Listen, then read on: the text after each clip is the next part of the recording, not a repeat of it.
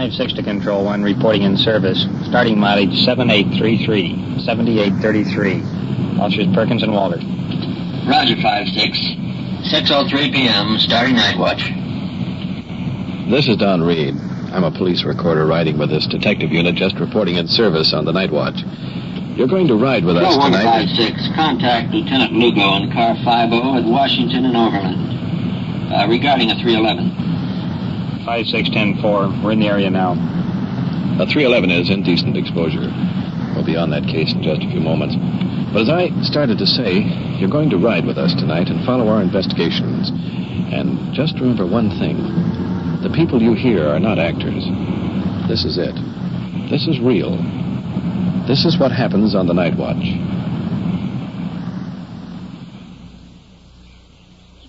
Night Watch, the actual on-the-scene report of your police force in action. There are no actors. There is no script. Every voice, every sound is authentic. The investigations are recorded as they actually occur. Night Watch is presented with the cooperation of the Police Department of Culver City, California. W.N. Hidebrande, Chief. We switch you now to car 5-6, already on investigation in the field, and your police recorder, Donn Reed. We're approaching Washington and Overland Boulevard now, where we'll meet Lieutenant Lugo of the Uniform Division. Straight ahead I can see his car parked in the gas station. Lights off, waiting for us. Here we are.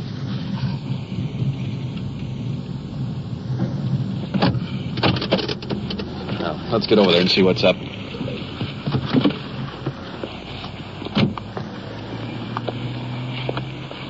Perk, the reason I wanted to see you is that I have a complaint here from a woman.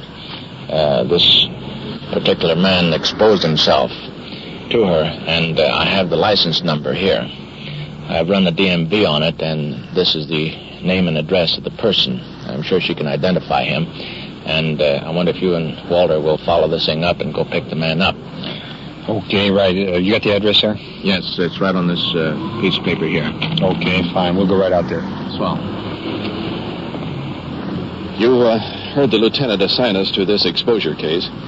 In plain English, this means we're going to pick up a suspect who evidently has exposed himself indecently in front of a woman victim on a public street. So, let's get back to our car and get underway.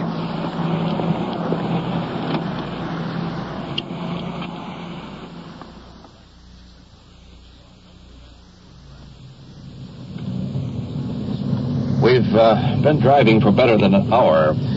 And as the suspect in this case lives in another city some 30 miles away. A moment ago, we stopped at a local police station and picked up another one of their officers to go in with us. This is customary courtesy when you're working out of your district. It's just a matter of blocks now, but before we do, I want to lean over the front seat here for just a moment. Sergeant, I noticed that when the lieutenant assigned us to this case, he seemed a little more concerned than usual. Any particular reason? Well, yes, Don. I think what he had in mind was that in this type of a case where you've got a man exposing himself to either women or children, you've got a man that is usually mentally ill. Mm-hmm. And this coupled with the fact that many serious crimes, including even murder, will start with this kind of a background. Mm-hmm. Now, it doesn't have to be premeditated, but quite often the victim will scream or will fight. And as a result, the suspect, in his panic, he may injure the victim or do her great bodily harm. And even in some cases, as I said, the results will be homicide. Oh, I see. Well, that's why Lieutenant Lugo is so anxious that we pick up this person. That's it. Let's see, this should be about the house along here. Wait a minute, that looks like the car out there. Yeah, this is it here. This is it. Okay.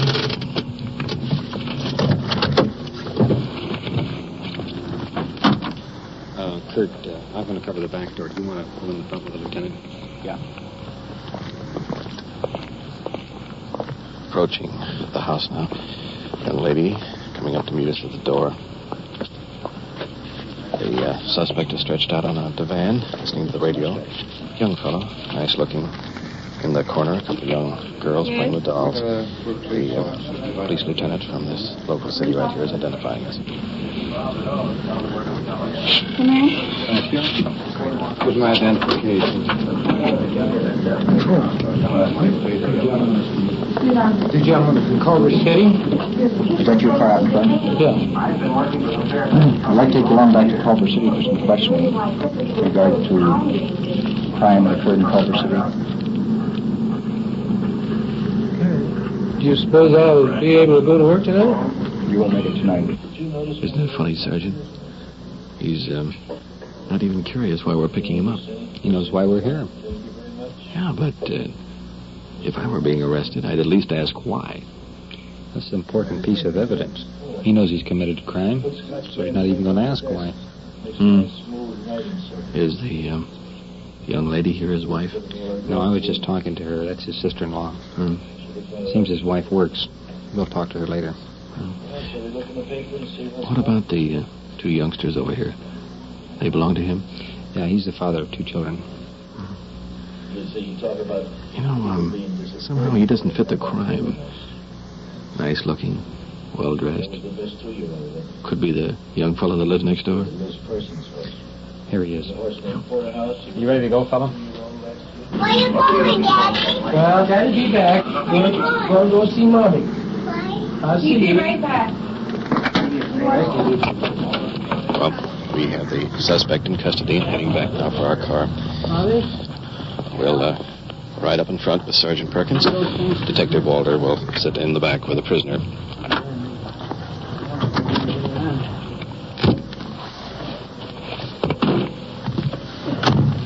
Appreciate very much for your cooperation, your department's cooperation. I'll give you guys a ring on that deal. I'm very glad to have met you, sir. My pleasure. Thank you, Lieutenant. If we can help anytime, let us know. Okay. Thank you. Good night, sir. Good night. She's You in Culver City the last couple of days? my wife works over there. Pick her up. What time do you pick your wife up? Well, You pick up. I don't. You have no idea at all. Why don't you think a little bit about what's happened and start giving us the truth?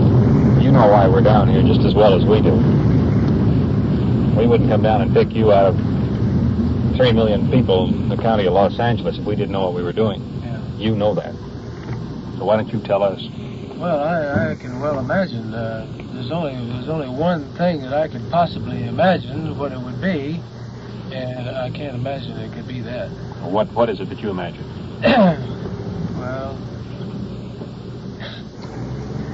why don't you tell me, and then if you're right, I'll tell you. Well, you know why we're down here. Why don't you tell us? We've heard this story before from others, too. Well, I haven't committed any crime that I know of.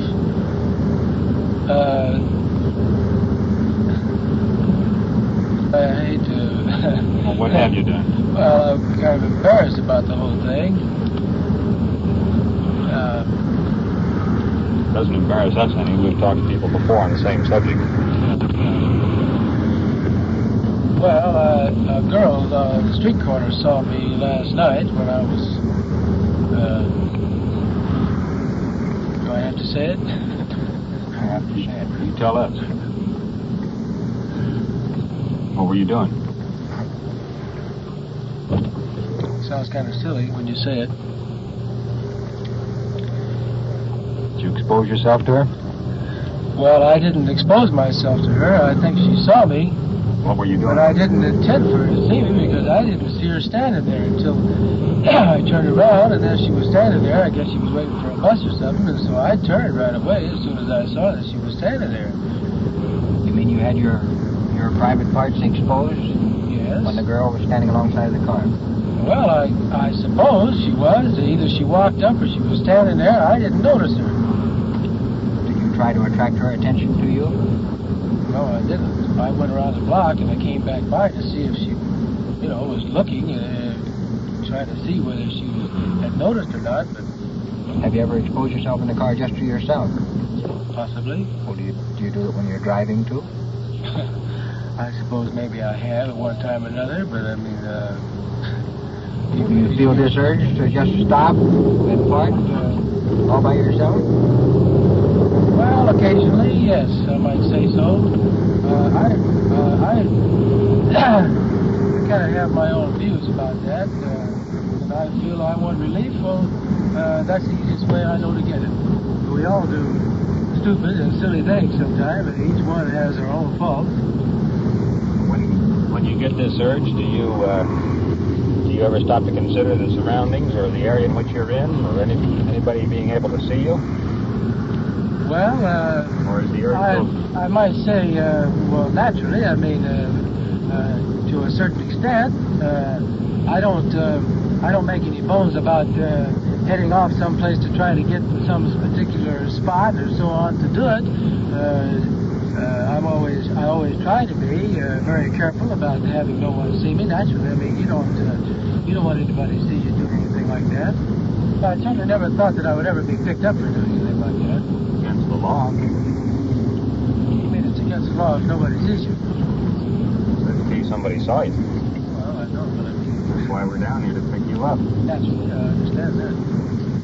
We wonder how many cases have happened in the past in various localities that the police were not fortunate to obtain a license number or a description of the car, where there are outstanding crimes have been committed. 5-6 in with 1. We open the booking door. And 4-5-6.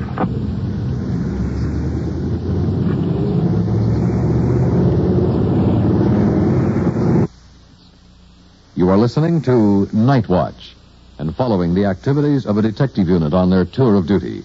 The people you hear are not actors, and every voice and every sound is real. The investigations are recorded as they actually occur. We will give you the final results of tonight's case at the conclusion of the Nightwatch. And now we switch you back to police headquarters and police recorder Donn Reed. We've been here at headquarters for over an hour, and the prisoner has been booked and placed in his cell. The suspect's wife has been called to the station, and Sergeant Perkins and Detective Walter are in the office now discussing the case with her. Let's go on in. She's sitting at the desk, small in stature, early 20s, modestly dressed, attractive, sort of a bewildered expression on her face. He does park the car, and then he goes with these fellows that he shares a ride with. What area is it? Occur? What? Where did this occur? Here in Culver City. I mean, he's not even in this vicinity. Doesn't he ever come up in this area? Well, no. He doesn't? I mean, unless he comes after me. I see. And then I'm never at work that late. This is what time the reason we're late tonight is because I was trying to get information on him tonight. Mm-hmm. And what time did he pick you up last night about? It was about 6:30. Did you notice anything unusual about him last night? No. Was he at all nervous or anything? No. Well, he was involved in an incident last night prior to the time that he picked you up. I just can't imagine that. How long have you been married? 4 years. 4 years. Have children? Yes, I have 2, and I'm expecting another one. May I ask you a personal question? Certainly. How do you and your husband get along? Perfect. No disharmony or trouble? No, we've always gotten along perfect. Were these children or grown-ups or what? Well, these were adults. Well, I'm just shocked. I mean, we have 2 children. I guess you saw them when you picked them up. My sister said they were crying.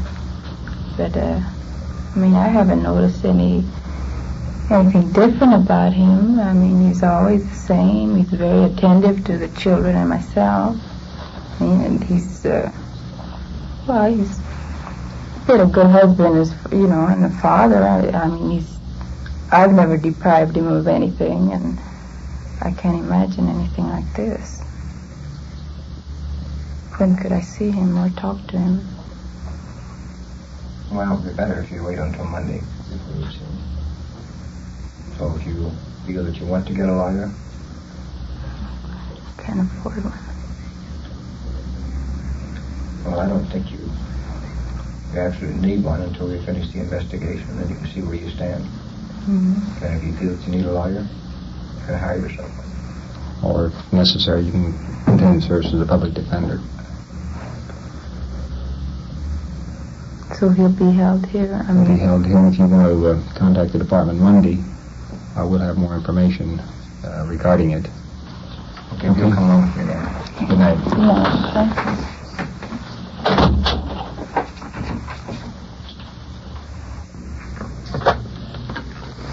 Is Lieutenant Lugo in his office? Okay, wait a minute. Here he is now. Never mind.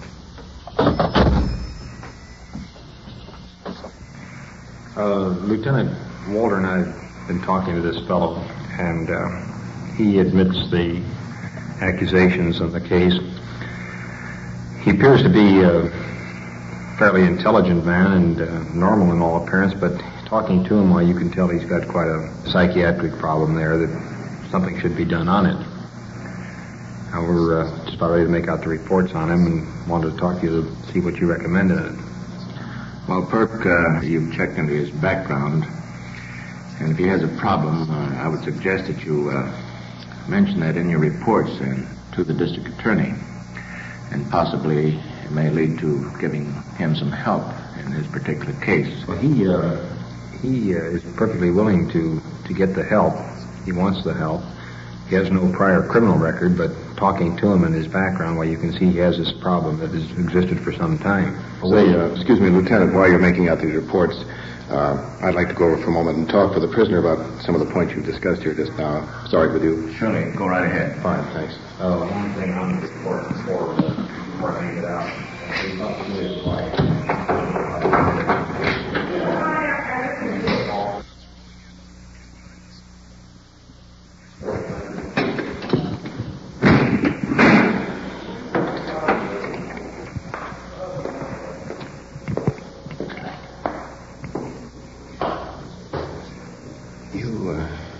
You know, of course, that all your statements have been recorded for police testimony as well as for the radio program Nightwatch.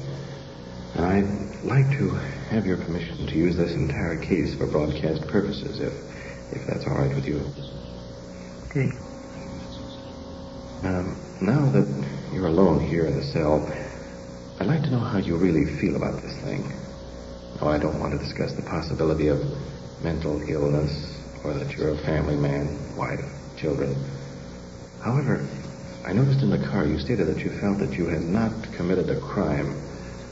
I think now that you realize that you have. But somewhere, possibly, there are other people suffering from this same compulsion. So if you had a chance to speak of your experience, what would you say to them? What would you tell them? All I have to say is that if there's anyone, if this happens to strike anyone that might be listening to it, just if you can take anybody's word for it, take mine. That it isn't any of it worth it. It just isn't worthwhile. No matter what the crime may be today in that line, and no matter what satisfaction a person might get out of it, it certainly isn't worth an ounce of what you have to go through if you should ever get caught. Now, I want to say this much, that I've been treated pretty nice by all the officers since I've been here. But boy, when they come into your house and you wait and go to work, they tell you, come on, let's go. Don't even take a belt with you because they'll take it away.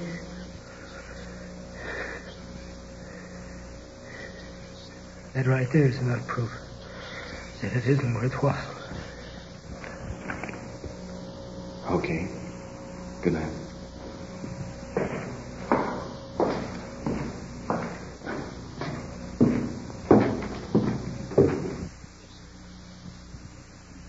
You have been listening to Actual Investigations as recorded from Detective Unit 5-6 on The Nightwatch. And now back to Police Headquarters and Chief W.N. Hidebrande. Tonight's case involving the indecent exposure brings to mind that these suspects remain at large for long periods because the victims either feel embarrassment and fail to report the incident or provide the police with little or no description. In that event, your law enforcement officers are powerless to apprehend them. We must depend on the citizen and their cooperation to control this problem. In the case heard tonight, it was apparent the suspect was in need of mental treatment.